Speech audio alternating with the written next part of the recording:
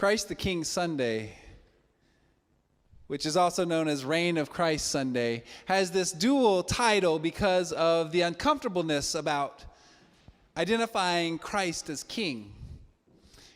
The kingship is a patriarchal term of someone who leads by domineering, someone that we have to follow, and if we don't follow correctly, can come down and punish us as his subjects. It's an earthly term that captures the idea that Christ is who we follow, but not fully. It's a way that we as humans can understand what it means to follow someone, but it doesn't totally capture it. Reign of Christ is the one where we celebrate that Christ is reigning throughout this whole world, that this whole world is dedicated towards Christ, that this whole world is subject to Christ. But it's a black and white way of teaching for us to understand as humans. And it comes on the final Sunday of the church calendar because we've been through the whole story of Christ now. We've been through the hope and promise of Advent, which was followed by the birth of Christ, the Messiah, the Anointed One. We then moved into the Lenten and Easter season where we remembered the arrest, death, and resurrection of Christ. We've spent a lot of time in what is known as ordinary time, where we remember the life and the teachings of Jesus. And now we come to that culmination of the story. And the reign of Christ, or Christ the King Sunday, is the culmination of this story, where we see how Christ has been reconciled to the world, has reconciled the world for himself through his death and resurrection. Christ the King, the one we follow, the one we worship, the one that we give ourselves over to. Christ the King. It's a very stark teaching, a black and white teaching for us to be able to understand it. But it doesn't totally capture Christ because as we come to understand, Christ is not bound by arbitrary or human-created boundaries. Christ is much more than a king.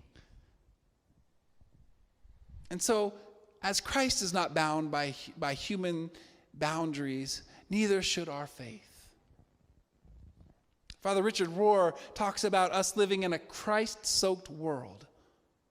I think this captures the idea much better, where Christ is present in all things, where all of creation is soaked with Christ.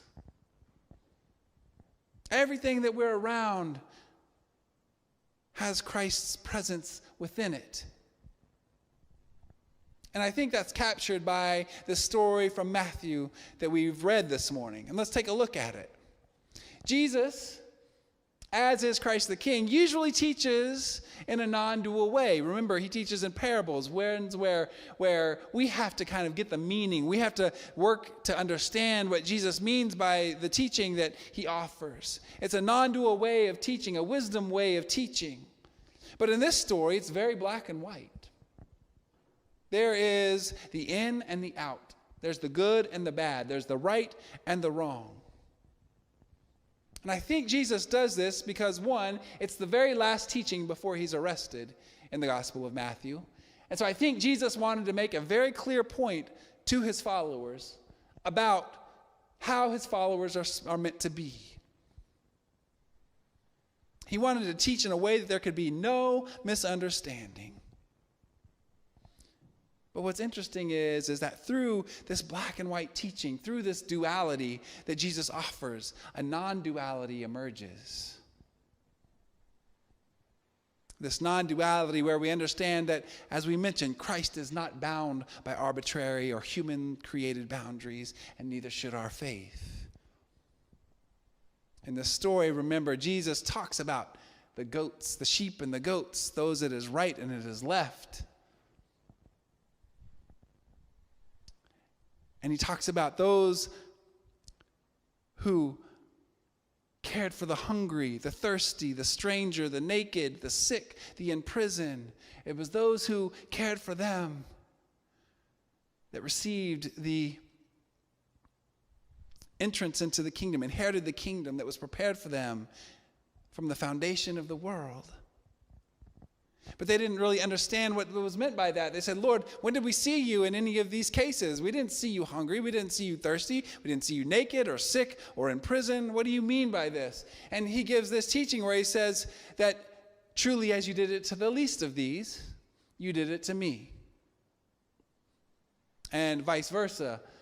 In the black and white way of teaching, he says those who are subject to damnation and eternal punishment,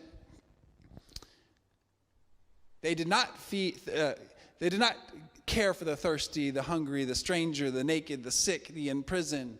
And they didn't understand that either because they didn't see Jesus in those positions either. And those are the ones that didn't do any of this. They didn't care for those individuals. Therefore, they didn't do it unto Christ. And I think Christ is making that point here, that we live in a Christ-soaked world. Everywhere Christ is present. So how we care for especially the least of these, we are caring for Christ. Christ's kingdom is boundless and without labels and without scorn or judgment. I think it's interesting because notice that in this scripture, Jesus says nothing about proclaiming themselves as Christ followers, proclaiming themselves as being saved by Christ. There's nothing about proclamation. There's nothing about being saved. There's nothing about creating the most holy, the most sacred, the most pious, as we've come to understand it.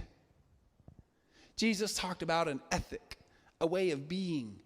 Jesus' followers were those who cared for the least, who gave themselves over to Christ in this Christ-soaked world. And they did it in a way where they could get nothing back. I think that's a side point here, is that the reason why the caring for the least is so important, because sometimes we'll do acts of service or do acts of good because we know, maybe not in the forefront of our mind, but maybe on the side or in the back of our minds, we'll think something will come back to us. I think that's a very human way of thinking. It's not, I think it's a way that sometimes, we publicize what we do, and it's a way of seeking something else out of it. I think Jesus is talking about caring for the least of these simply because of caring. And there's no boundary on this caring. There's no identity on who was hungry, who was thirsty, who was the stranger, who was sick, who was in prison. There's no boundary about who you're supposed to help and who you're not supposed to help. There's no moral clarity here. There's no standing like this person was immoral, therefore we're not going to help him because even though he's hungry, he was immoral, so we're not going to help them. They were thirsty, but we didn't care for how they lived their life, and so we think that that's sinful and we're not going to care for them. There's none of this. There's none of where are you from as a stranger? Why are you here as a stranger? Therefore, we're not going to care for you. There's none of that. Jesus is very clear about this. What did you do to get in prison? I've got to be careful about visiting you then. There's none of this. Jesus talks about without any kind of point being made, any kind of sifting through what he means by the hungry, the sick, the thirsty, the naked, the imprisoned. Just says, those of you who helped feed, clothe, care for, welcome, you were indeed living, caring for Christ. When I was in seminary, we had a woman from Africa. I don't remember the exact country that she was from in Africa, but she came. She was an AIDS activist in Africa, and she was a theologian. She was a biblical scholar, actually. And we had a World AIDS Day celebration, and she gave the sermon for that. And she talked about, based on this verse, she talked about how Jesus had AIDS. Because remember, back in the early days of the AIDS crisis, nobody would touch people with AIDS. Nobody wanted to be around people with AIDS. There was a moral judgment on people who had AIDS. How did you get it?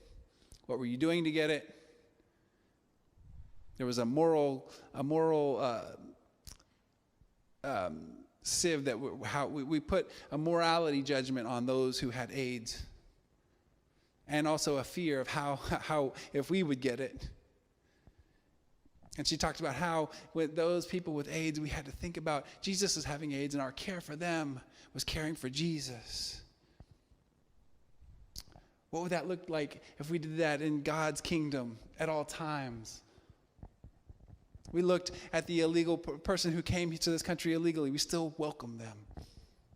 We look at the people who are sick from disease. We still welcome them.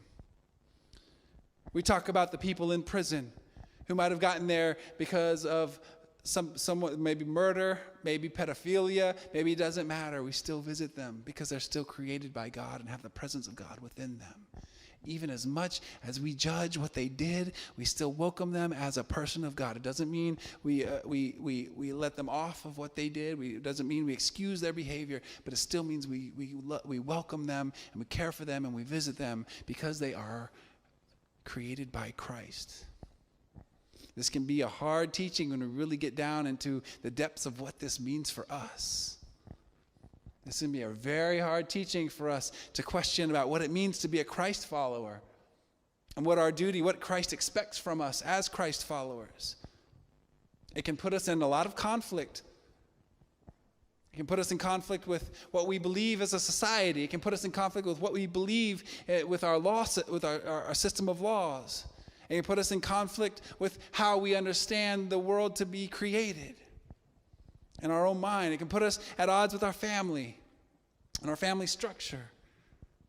When we really think about what this means and the boundaries that this teaching cross,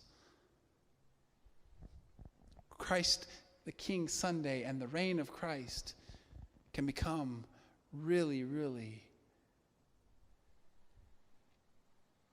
frightening is not the word, but it can be really, really eye-opening into what our expectations are for living in the ethic of Christ.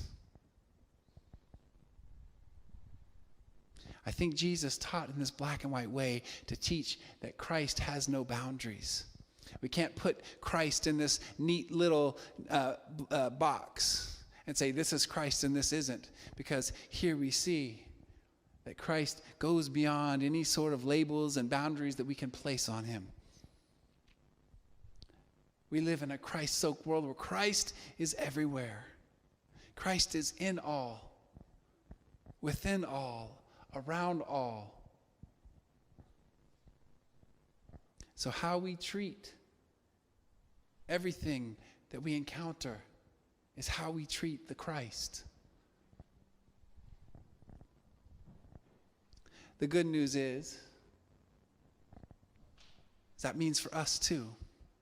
It means Christ is within us too. It means Christ is in us too. The presence of Christ is here with us.